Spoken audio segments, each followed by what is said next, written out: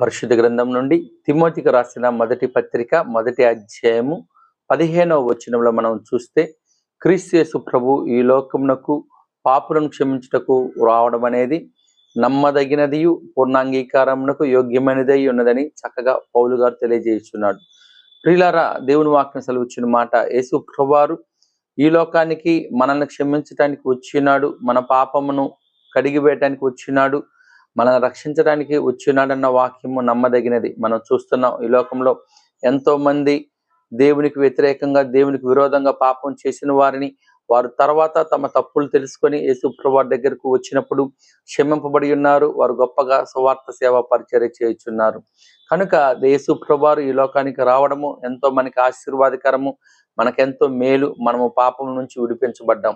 కనుక రక్షణ పొందని వారు ఎవరైనా ఉన్నట్లయితే రక్షింపబడి దేవుని ఆశీర్వాదములు పొందుకోవాలని తెలియజేయచ్చు. దేవుడి మాటలు దీవించి ఆశీర్వదించును గాక. ఆమీన్.